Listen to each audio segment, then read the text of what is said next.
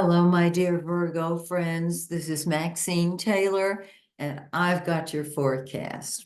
And I can't wait to give it to you. But I've got to take a minute to answer people's question. It's the same question they ask me all the time. And yes, I've got an answer. The question is, are you going to be teaching astrology courses anytime soon? The answer is yes. Oui, si, absolument. So let me give you the dates.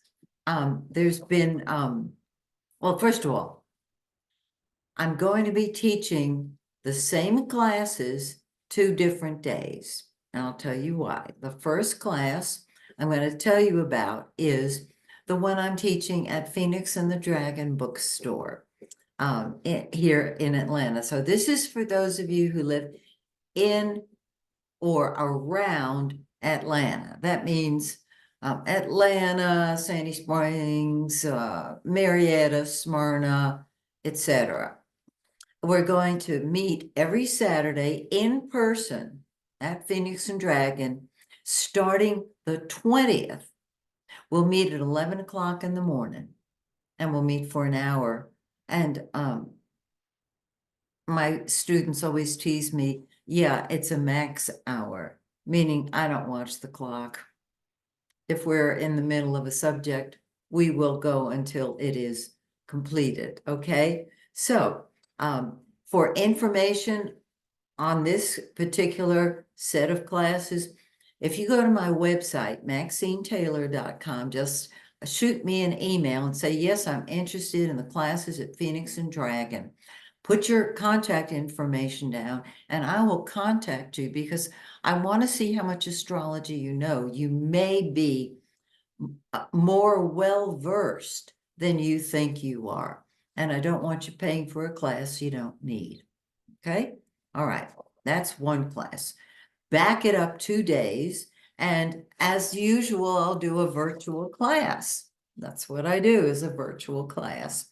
I'm going to be teaching starting Thursday, January 18th at 7 o'clock Eastern Standard Time. And so if you're not here in the Atlanta area, or even if you are, and you know that you got to work on Saturdays and you don't want to miss the class, you can sign up with me for my Zoom classes, and I'm going to be videoing all of them. So you'll have a complete library of all of the information I share with you. And if you are interested in astrology for your own personal use, or if you think you'd like to be an astrologer, I'm going to teach you everything I know. There's a lot of information, and we start every class with you asking me questions. So I know that appeals to the Virgo very much. So for more information, MaxineTaylor.com. Okay, darling Virgos, let's talk about you. Oh, this is so gorgeous. Look, Jupiter is in your 9th house. It went retrograde, and recently, I mean, like just a day or so ago, it went direct. And so all the blessings of Jupiter are heaped upon you.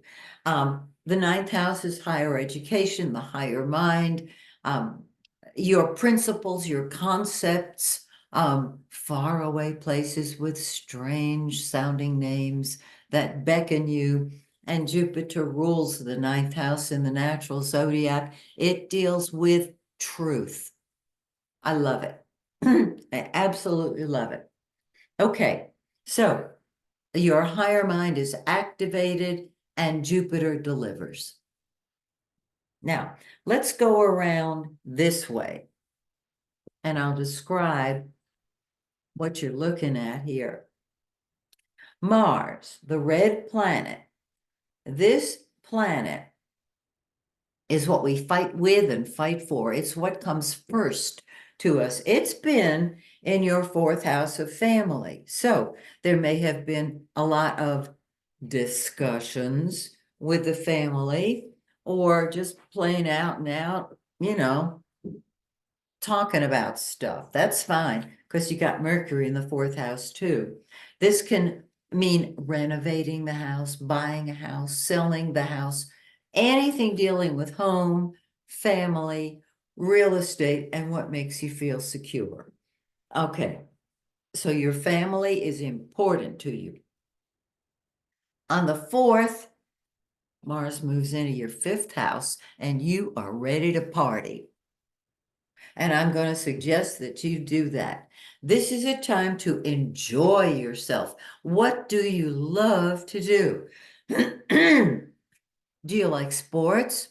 Do you like music? Mars often deals with violent sports. Baseball is not a violent sport, by the way. The 5th house deals with our kids and our pets. And so that's where you're throwing your energy.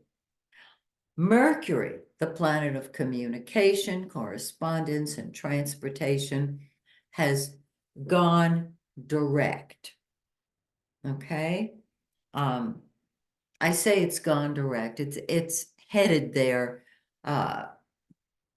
In one ephemeris, it says it goes direct tomorrow. In a second ephemeris, it says it's going direct 2 days from now. It is getting ready to come out of retrograde and move into the shadow. And when it's in the shadow, it feels like it's retrograde. So that's a good time to tie up loose ends, but avoid arguing with people, because whenever Mercury goes retro or when it goes direct, we tend to communicate inappropriately. I think that was tactful. I think that was politically correct. You know what I mean. Okay. Mercury is not an action planet. It's a thinking and communicating planet. And so communicate. Do something that allows you to express yourself. Venus, the pink planet, is love. Among other things, it's money, it's all the good stuff. Jupiter and Venus are the good guys of the zodiac. And so there's Venus in the 4th house. Have you been beautifying your house? Venus is beauty. On the 23rd, Venus moves into the 5th house and says, I love playing.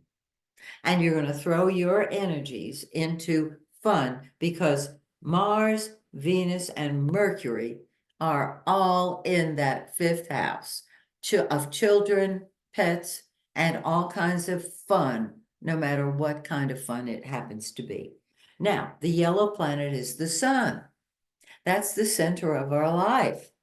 And so it's been in your 5th house saying, come on, guys, come play with me. On the 20th, it moves into your 6th house of work, health, and service. And if you're looking for a new job, the sun in your 6th house can be very, very helpful.